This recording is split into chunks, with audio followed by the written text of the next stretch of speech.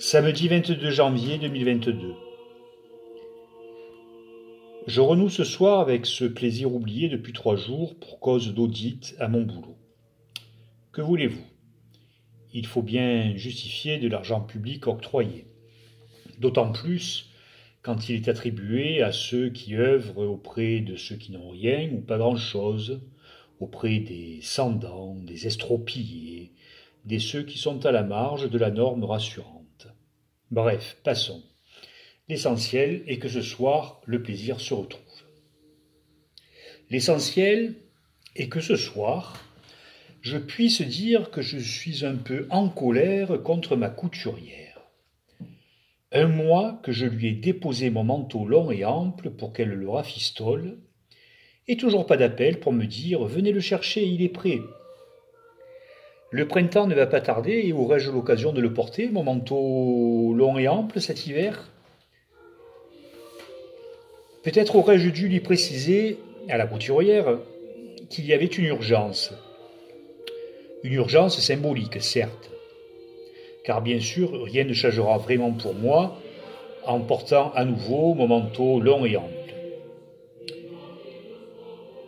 Mais la symbolique est dans ce qui m'enveloppera à nouveau avec mon manteau long et ample. Et là, c'est essentiel, vital. Mais voilà, je suis soumis au bon vouloir d'une artisan couturière, au demeurant fort sympathique, mais que je trouve un peu lente en besogne. À moins qu'elle ne soit débordée par la besogne, ce qui serait plutôt bon signe car cela tendrait à démontrer que de plus en plus de gens acceptent de rafistoler. Mais souhaitons que ce ne soit pas que pour des motifs économiques. Souhaitons que derrière cette potentielle tendance au rafistolage se révèle le désir des uns et des autres d'accepter de bricoler avec la vie, de refuser toute injonction de bien-être ou d'efficacité individuelle. Je suis peut-être un peu naïf. Rafistoler, c'est faire avec l'ancien, avec le passé. Ça vaut autant pour les manteaux que pour nos états d'être. Je crains de ne pas être très clair là, mais passons. Vous l'aurez compris, je suis impatient de retrouver mon manteau long et ample, de l'enfiler, de sentir à nouveau son poids sur mes épaules, ainsi que tous les possibles qu'il convoque. Et si d'aventure je n'en faisais pas bon usage, cela signifierait que j'ai bien mal vieilli. Mais je reste confiant. Je sais que les retrouvailles seront sympathiques. Parce que je suis devenu un autre homme, celui que j'ai été. On se retrouve toujours après s'être perdu. Alléluia! C'est comme le ménage.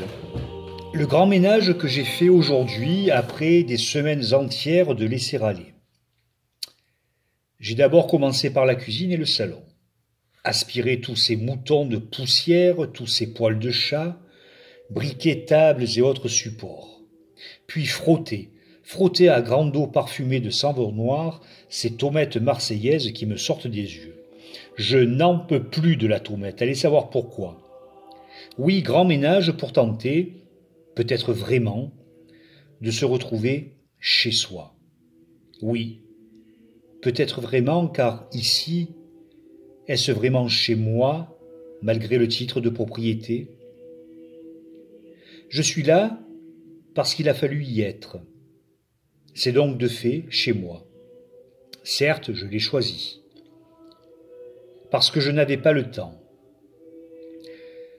Je ne referai pas l'histoire car, quoi qu'il en soit, cet appartement me plaît plutôt, malgré la tartine de problèmes accumulés. Mais aujourd'hui, j'ai fait le ménage pour tenter de réinjecter un peu de sérénité dans cet espace de 60 mètres carrés qui héberge cette autre vie de moi. Il faut savoir retrouver le bonheur là où il est.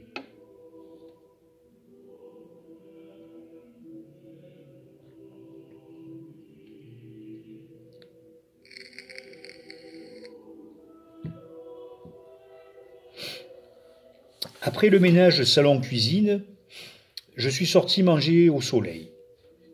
Puis je suis rentré et fait ma petite sieste, chat levé contre moi, et j'ai fini le ménage. Enfin, pas tout à fait, me reste salle de bain et toilette, programmées pour demain matin. Le ménage. Cet acte qui fait disparaître la poussière, cet acte qui fait briller les sols sur lesquels nos pieds se posent. Le ménage, qui vient rassurer les solitudes, tout simplement parce que ça sent toujours bon une fois le ménage fait. On se croit à l'abri, on se croit protégé. Peut-il l'heure de quelques jours, le temps qu'à nouveau la poussière fasse son œuvre. Peut-être faudrait-il que je devienne un maniaque du ménage, comme l'ami Claude. Et à bien y réfléchir, ça a du sens. Pourquoi accepter de se laisser envahir par la poussière? Pourquoi ne pas lui répéter quotidiennement « Non, ma cocotte, tu ne m'auras pas ». Oui, peut-être, sans remettre à la discipline du « Non, ma cocotte, tu ne m'auras pas ». Puis aller au bar pour l'apéro. Fier du ménage fait et de la sérénité propre qui nous accueillera en rentrant. Oui, c'est agréable, un appartement propre et bien rangé. Je contemple à l'instant même mon salon et ma cuisine et je me dis que oui, c'est beau. Pourtant, quelqu'un n'est pas là. Non, quelqu'un n'est pas là. En rentrant de l'apéro, le hasard quelque peu détourné m'a amené au pied d'un immeuble sous des fenêtres éteintes. Quelqu'un n'était pas là. Quelqu'un était ailleurs. J'aurais pu errer au hasard des rues et des bars dans l'espoir de retrouver ce quelqu'un absent. Je ne l'ai pas fait. Je suis rentré chez moi. Parce qu'on ne peut jamais rencontrer l'absent, le vide. Ni dans la rue, ni dans un bar. Tout simplement parce que l'absent et le vide ne sont qu'en nous, en moi. Même si l'autre, absent, est fait d'os et de chair, et quelle chair, il est absent qu'en moi. Il n'est sans doute pas, souhaitons-lui, absent à lui-même. Les lumières éteintes d'un appartement ne font que raconter un moment de vie qui se passe ailleurs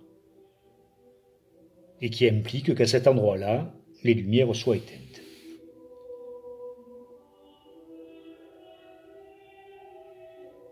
Quelqu'un a son moment ailleurs, tandis que moi je rentre chez moi dans mon appartement propre du ménage que j'ai fait ce jour. Une lumière éteinte, c'est une absence et un ailleurs dont on ne sait rien, que l'on peut simplement imaginer, fantasmer. Une lumière éteinte, c'est une lumière allumée ailleurs, où l'on n'est pas. Une lumière éteinte, c'est un au revoir. Une lumière éteinte, c'est un « tu n'es plus là et je suis ailleurs ». Une lumière éteinte, c'est une torture. Que l'on n'attende pas de moi que je sois absolument présent. Je ne l'ai jamais vraiment été, et je le suis encore moins aujourd'hui. Parce qu'il y a une lumière éteinte qui m'appelle. Que l'on me prenne comme je suis.